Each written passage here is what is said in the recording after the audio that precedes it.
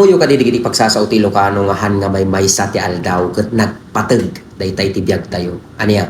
So, anya iti kasat ket nga sa untib han nga may sa iti aldaw nga kanayon nga ibagbaga dagiti karuba tayo, dagiti tattatang tayo, dagiti nananang tayo. So, kadagiti Ilocano ay nagpateg dayta. Anya?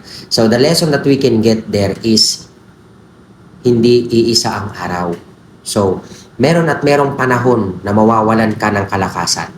Hindi forever kang malakas, hindi forever na nasa taas ka, hindi forever makukuha mo yung gusto mo. So may mga panahon na mahina ka, may mga panahon na nasa baba ka. Kun dagijay kan rubam, nga hamupulos tinaltalyaw idi si katiaddaan. Okay? Tasabali nga tao, itiin ka tinultulungan, digay padang nga daan, digay iti kabanding mo, hindi naman masama, nakabanding yung mga meron. Pero pag kasi hindi balance yung pakikingutungo natin sa kapitbahay natin kasi nagbe-base tayo sa mga bagay din na may babalik sa atin kapag kinaibigan natin yung tao na meron din. Kaya hindi na tayo lumilingon dun sa mga tao na walang-wala din kasi ani-expect natin walang ibabalik ang mga yun sa atin. That is why han nga may sa ti aldaw.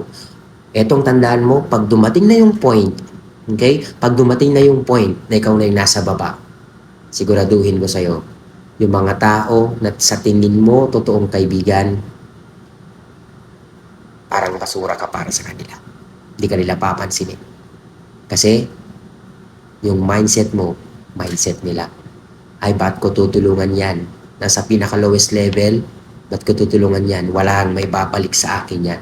Ngayon, yung mga hindi mo pinansin noon, yung uyawong ide, takas niya ti kabibiyag da, ay na isudan to ti makatulong king ka.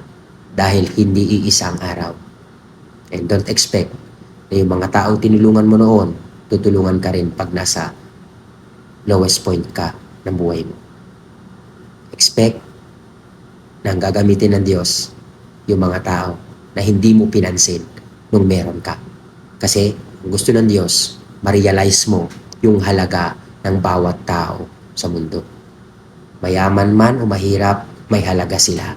That is why God will remind you han nga may sa daldaw. Okay? So, baunin niyo yun ha? Ilocanos. Kasgaran TV, like and share.